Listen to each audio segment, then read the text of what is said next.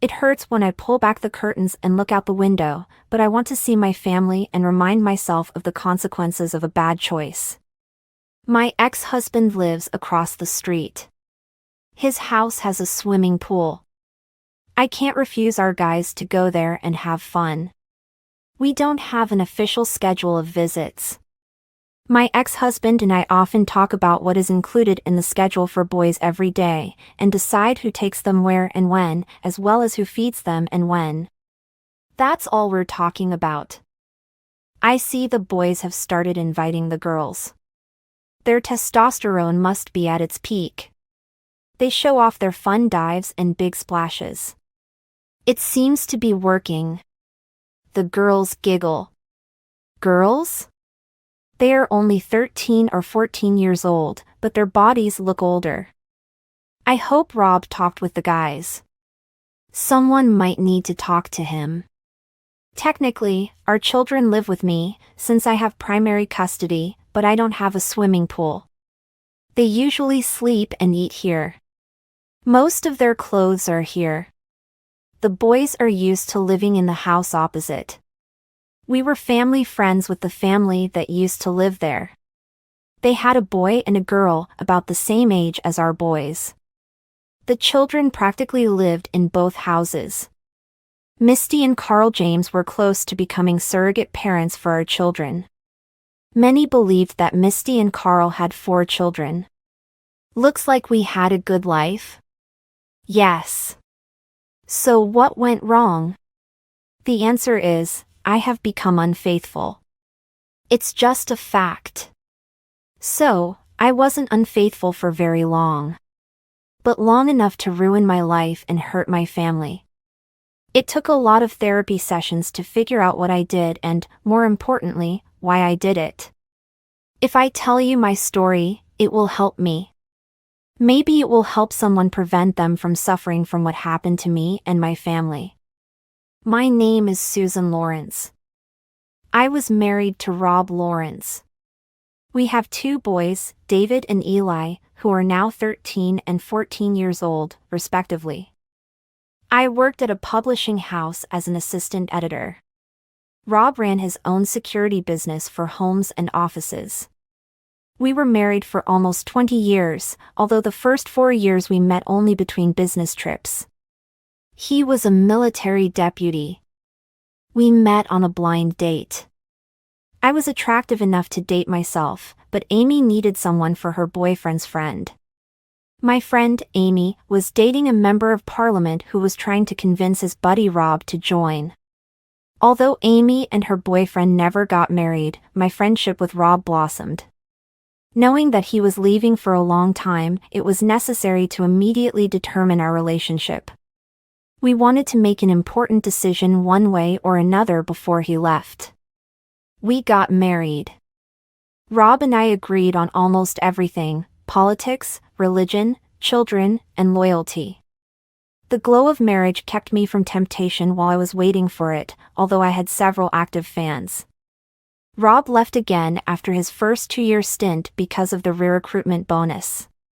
This has greatly affected our ability to run a household. It was hard for our relationship, but we coped. Shortly after Rob's return, we decided to have children. I worked for 4 years, and after his dismissal he got a job in a security company. My firm was willing to let me work outside of our home during the last part of my pregnancy and the first few months after it. Soon we had 2 babies born a year apart. Life was good, not easy, but good. When the boys went to school, I started working more in the office. When the security company Rob worked for decided to sell its stake to one of the largest national firms, Rob had the idea that he could run his own security business. His father gave him the starting money. I was scared because of the financial risk, but I believed in my husband. His departure from work was friendly, and several guys told Rob to call them when his business got big enough to need more employees.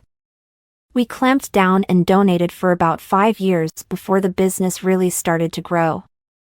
Ironically, the impetus for growth was the increased interest in equipment that allowed people to spy on their allegedly betraying spouses. I kept working. I liked it. I was getting good annual raises. The editorial business was strong because it seemed everyone had a book they had to write. I loved reading, and it was important to me that my opinion was appreciated. I managed to improve a lot of books, although I rejected many. Now I have to come to the conclusion that it was then that I began to develop an overestimated value of who I was in relation to my husband. Neither Rob nor I have expressed any serious complaints about our lives. Our friendship, housework, finances, parenting and sex life were quite satisfactory. Since everything was going so well, we got used to the routine. I didn't realize how dangerous it could be. The problem with Rob came to me very gradually. By the time we started taking each other for granted, my attitude was becoming more and more negative. Why am I the only one washing dishes? How come he or the boys can choose where to eat? Why does he never say sweet things like when he was courting me? Why am I recognized only on my birthday, Mother's Day, Valentine's Day and Christmas? These were some of the many ways I started to defame my marriage. But I asked my questions only to myself. I never brought this up in front of Rob. I thought that if he really loved me as much as I loved him, he would understand what was going on. Why was it up to me to solve our problems? My indignation grew.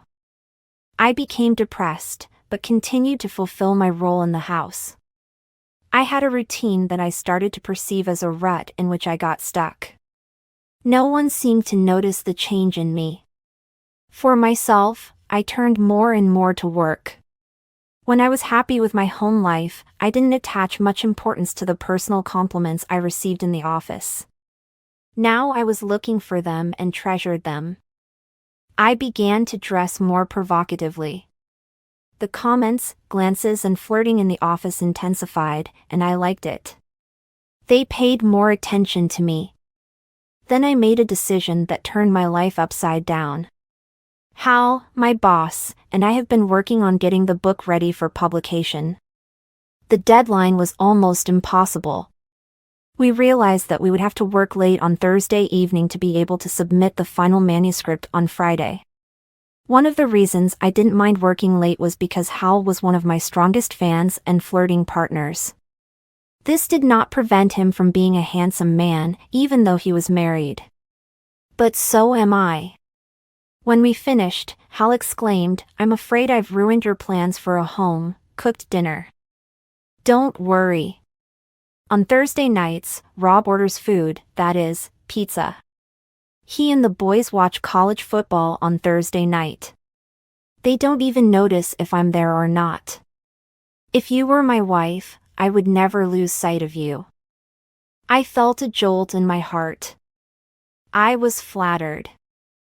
I was excited. I stumbled and said, "Thank you. Sometimes I feel like my family doesn't appreciate me. Please let me take you out to dinner to make up for missing yours." I agreed, and we went somewhere near the office. It was a fish joint, and we drank a bottle and a half of wine before we decided it was time for us to leave. Dinner was pleasant. We told each other about our home life and laughed at things that only teenagers can think of. We both expressed some lack of spark in our relationship with our spouses.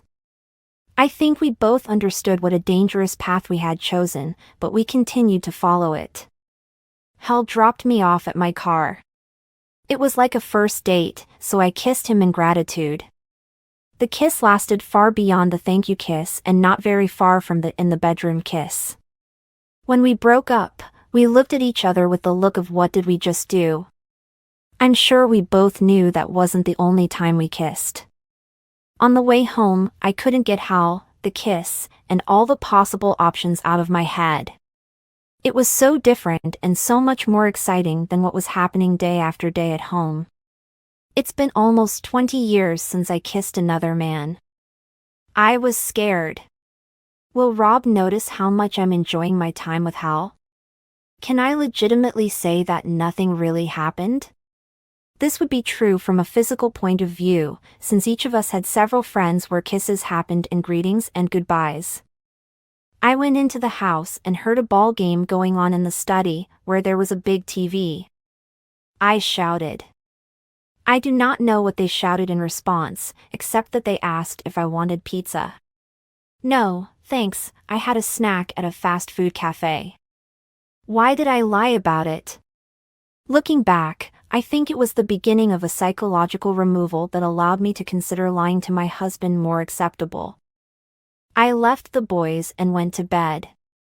It was hard to sleep, but the excitement of Hal's kiss subsided. I was almost asleep when Rob literally flew into my bed. Hey, baby, the Wildcats have won. What are my chances of scoring with you tonight? My God! How old are you? I have to go to work tomorrow. Now leave me alone. Rob didn't say anything, but left the bed and the bedroom. I was still mad at him for a few minutes, and then I felt guilty for being too rude. Guilt couldn't make me get up and go apologize. I made myself comfortable on the pillow, hoping to dream of Hal. I should have realized that as soon as you start following the path of deception, you inevitably change your behavior with loved ones who trust you. When I woke up a little late the next morning, I didn't see any signs that Rob was sleeping in our bed. I went into the guest room and saw that he had spent the night there. Hurrying downstairs to prepare breakfast for the boys, I saw them having breakfast at the kitchen table. Hi, Mom. Dad told me to let you sleep. He made us breakfast before leaving for work. I went to get a cup of coffee. I needed to get some sleep after working late yesterday. I understood that I was trying to justify the time spent away from home, although no one asked me about it. I had a feeling that both the prosecutor and the defense attorney were fighting in my head. Soon the boys went out the door to wait for the bus. I've finished getting ready for work. I deliberately chose one of my older, more conservative outfits. I guess I was trying to make amends for extorting extramarital attention from Hal lately. I felt I had to hide what I had done. I avoided Hal until our meeting with the senior editor at 11 o'clock. Hal and I presented the manuscript we finished last night. The editor had a few questions. Our meeting continued at lunchtime, so it was only natural for Hal and me to go to lunch together. I think I knew what was going to happen when Hal chose the restaurant at the Golden Tree Hotel, one of the best restaurants in town. We broke a company rule and drank wine with a meal. For the first hour we talked mostly about business. When it came time to return to our office, Hal said that we probably shouldn't come back with a wine breath. With my consent, he called the office and said that we would not be back today. After the call, I asked, "So, what are we going to do with the rest of the day?" The presence of a conservative dress did not prevent the unfaithful woman inside from coming out. Is the wine to blame for everything? Why don't we continue what we started last night in one of the rooms? It was the moment of truth. It seemed that I was floating outside the body of my wife and mother, watching a promiscuous woman in my place say, "Okay." My out-of-body self realized that I had just agreed to commit adultery. And I did it. It was exciting primarily because it was a different person. I had a few peeks, and he seemed pleased too, but with each step I felt more guilty. He noticed it, so I lied about how wonderful it was. He asked if we would continue to do this on an ongoing basis. I told him it would be awesome, but I couldn't risk getting caught. I said we should just leave it as the only fantastic time and that it would never happen again. He was disappointed, but agreed. I'm sure he was hoping to change my mind later. Maybe he was right. I wasn't sure about that myself. When we got out of the elevator, I was sure that everyone was looking at me and everyone knew what we had done. I hurried to his car and with great relief got to my own, parked at work. That's when the flood began. I cried and sobbed because of my carelessness. I betrayed my husband. I risked my marriage. I've jeopardized my family's future. And all for some mediocre time with another man. After crying, I went home. I didn't know what to do. I arrived home earlier than usual and took care of household chores. I needed something, anything, to take my mind off what I had done. I had to keep Rob in the dark. I had to save my marriage. I need to pretend that nothing happened. But I was only kidding myself. As soon as I saw Rob come in, I burst into tears.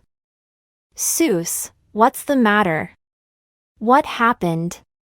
Are the boys all right?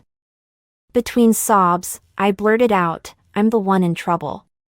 Have you lost your job? Had an accident? Now, I'm sure this is something we can figure out together. It can't be that bad. Oh, yes, it can. Rob, I slept with another man. When I reached out to Rob to hug him, he backed away. You. What is it? I slept with another man. I don't like him. I only love you. Please forgive me. It will never happen again. It shouldn't have happened the first time, or is it not the first time? It was the first, only and last time. I promise.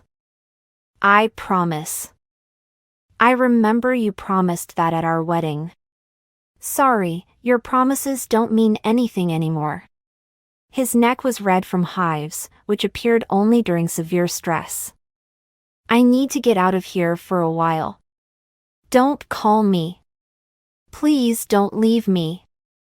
I'm just going to die. If I stay, you might get hurt. Rob headed for the door. His words sent a chill down my spine. I fed the boys and allowed them to cross the street and swim with friends. I didn't even bother to call Carl and Misty. Our children had a permanent invitation to both houses. I used that time to figure out how to convince Rob not to divorce me. When the boys returned home and Rob still hadn't returned, I told the guys that he had been called to work at the security service outside the city and he might not return tonight. They accepted my words and went to bed. They stayed up playing video games because there was no school tomorrow. I didn't sleep, playing games in my head like what should I do if I become a single mother, and will Rob want to get even or get revenge? And will he try to do something with Hal? Oh, I wasn't thinking about Hal's wife and kids. Of course, Rob will not harm the children. It was harder for me to explain why Rob didn't come home all weekend. Fortunately, the boys played with other children almost all the time. Obviously, Rob used this time to find out that it was Hal who was my lover, since we worked together late on Thursday night. Rob showed up at our office on Monday and asked for a meeting with Hal. I didn't go to work on Monday because of ongoing anxiety. Hal told me later that Rob seemed calm. Rob said he wanted to apologize for his wife seducing Hal and hoped it wouldn't cause problems that might interfere with my future work. Hal relaxed his guard and assured Rob that this would not happen. That's all Rob needed to confirm his theory. He stood up and held out his hand to Hal. When Hal responded in kind, Rob grabbed his arm and pulled him to him. A quick blow to the throat knocked Hal out of action. While Hal was choking, Rob walked around the table and kicked him in the balls, which made it difficult for Hal to breathe. A few more blows followed before Rob stopped. He told Hal he didn't care if he called the police or not. He'll tell Hal's wife about our affair and let her listen to the conversation he just recorded. Rob noticed that after Hal's wife divorced him and Rob divorced me, Hal and I could sleep as much as we wanted. Rob was at Hal's house when he called his wife from the hospital. He had hoped to prepare his wife first, but Rob had already done that. She told Hal not to worry about coming home. The police picked Rob up at Hal's house, and he didn't put up any resistance. He went to prison on charges of aggravated assault. I visited Rob in jail and offered to bail him out.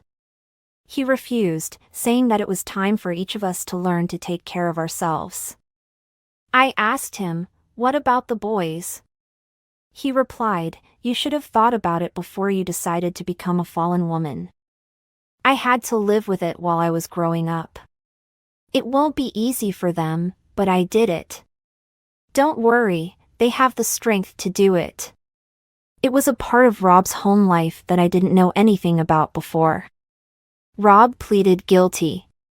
He tried to prevent his public defender from using my and Hal's infidelity as a mitigating circumstance. He didn't mind prison. He got 18 months, but served only 6.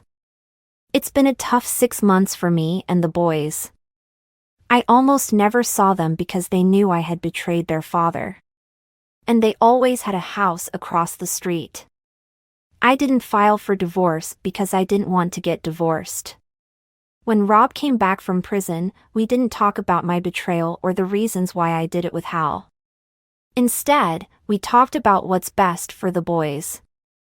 I was pleasantly surprised that he agreed to stay in the house for the sake of the boys. He will stay in his den, sleep on the sofa bed and use the bathroom downstairs. I didn't even dare to ask if we could have a sex life again.